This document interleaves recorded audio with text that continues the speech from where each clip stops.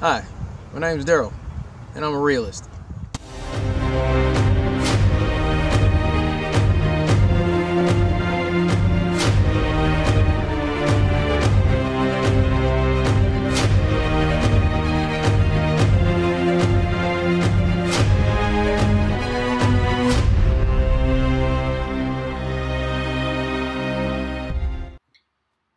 So I've had a few people asking me about the eclipse, and to be honest, I wasn't gonna get involved because it just seemed like everybody was covering it, and also seemed like it was kind of confusing, especially when you take into consideration the official explanation for the eclipse and how it's going to occur according to the trusted scientific community.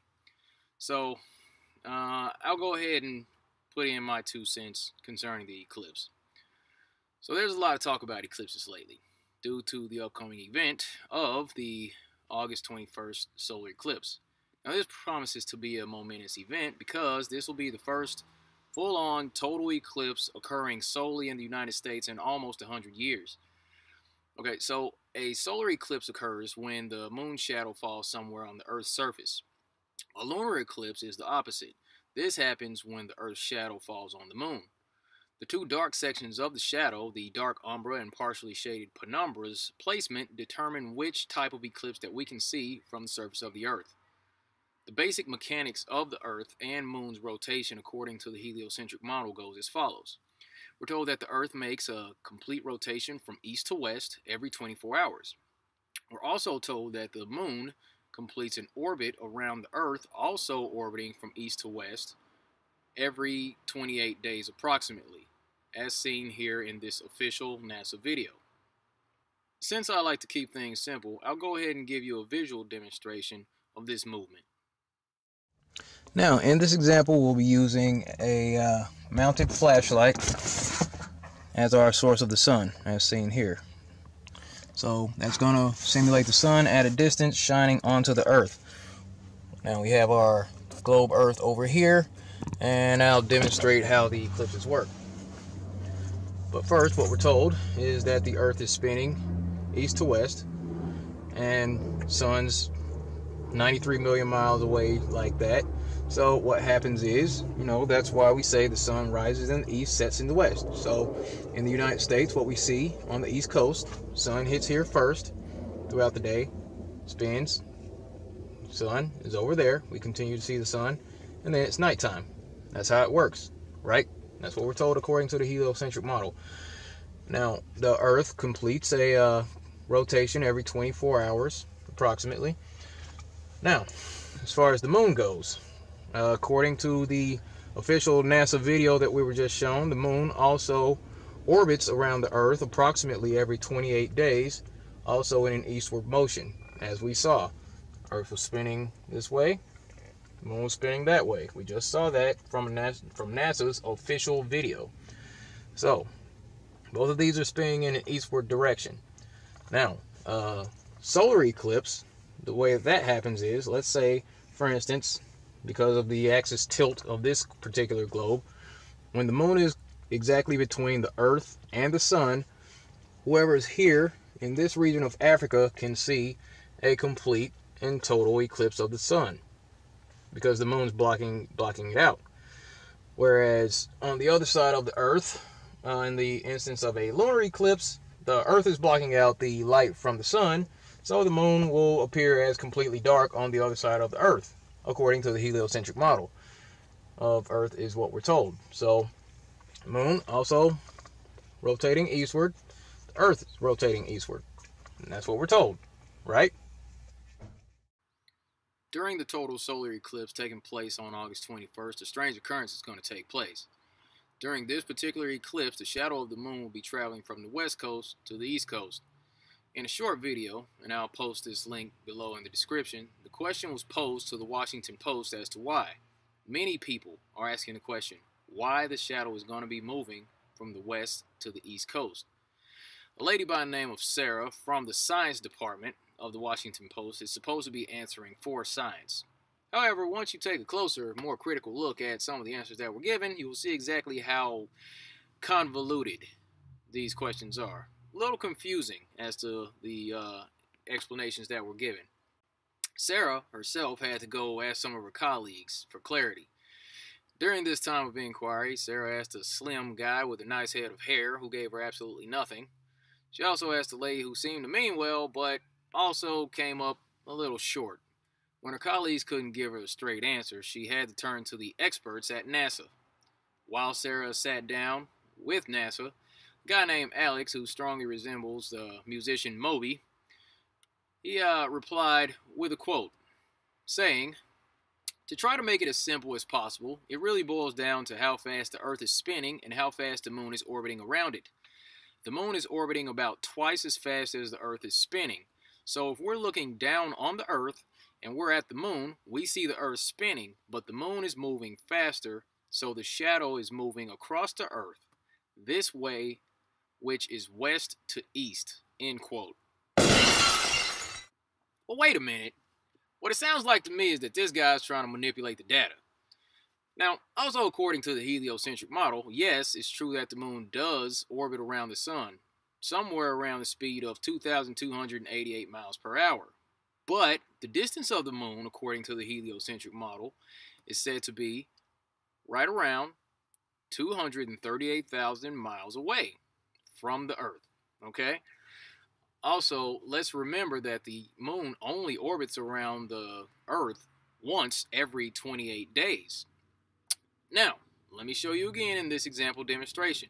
I'll show you how this works according to the heliocentric model as far as the eclipse and his explanation that he just gave in this interview.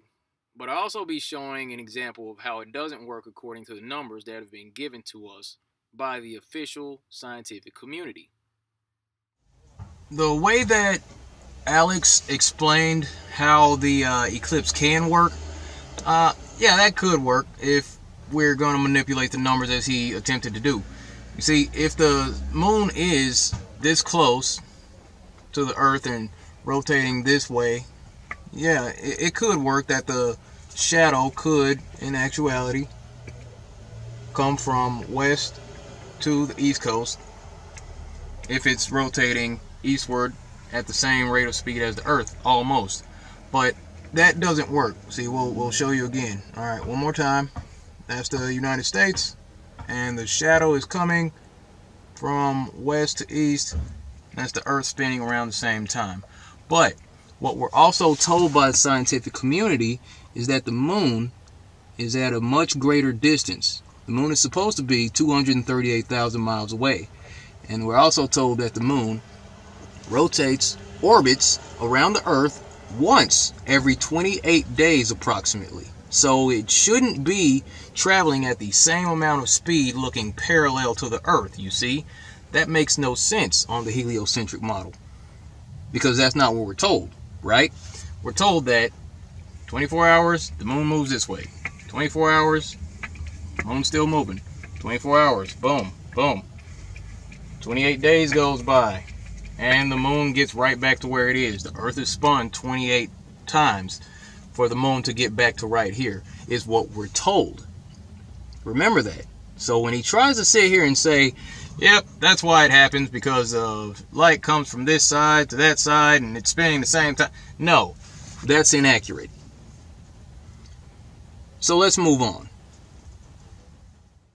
My goodness, I watched this video, and at the end, Sarah even specified that we'll have answers for you in the following months.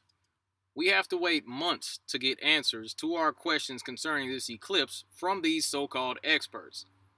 Now, me personally, I'd like to think that these experts at NASA would have answers readily available, also seeing as how they're collecting a nice taxpayer-funded allowance to the tune of around $52 million a day. However, we're not even afforded the respect from these trusted experts to provide us with clear, concise answers when we have real questions. Now look, I didn't want to go all flat earth in this video. I tried to play by the rules and use the data that we've been given from the scientific community, but since none of that seems to be making any sense, let's see how this works on the flat earth model.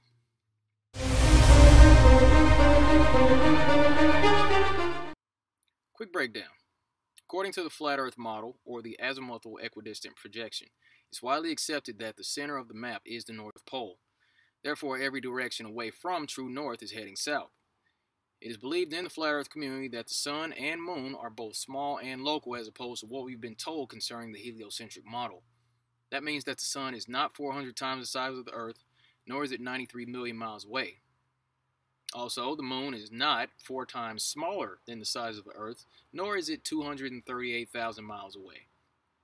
The sun and moon make a clockwise circuit around the face of the flat earth.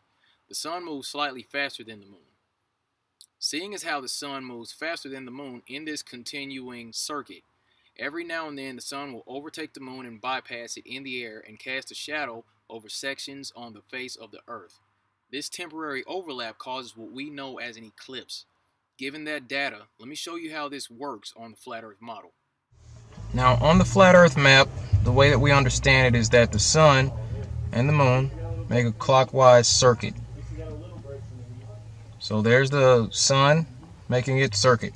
Now we add the moon in, and because the sun moves faster than the moon, there come times where the sun will somewhat lap the moon in this crossover. So this is kind of a sped up rendition of how this goes. Now, because the sun and moon are small and close, what happens here's what's going to happen, or what will work according to the eclipse. It's like the sun overlaps the moon there, and you see the shadow go from east to west as the sun overtakes the moon.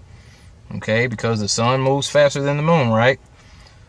So once again, we'll call this 28 days, go around, and we'll slow it down one more time. The shadow comes up on the west coast, the sun overtakes the moon, the shadow covers the United States from west to east, just that way. And one more time. Shadow approaches from this side, clockwise circuit, and the shadow goes across the United States that way. And that's how that eclipse on August 21st can work on the flat earth map. And that was my example of how the eclipse on August 21st could work on the flat earth model. So, Bill, Neil, Mick, if any of you have a better explanation than Alex pertaining to how this particular eclipse could work on the globe model, you might want to go ahead and bring it out. Allow me to reintroduce myself. Hi, my name is Daryl, and I'm a realist. Also known as a flat earther.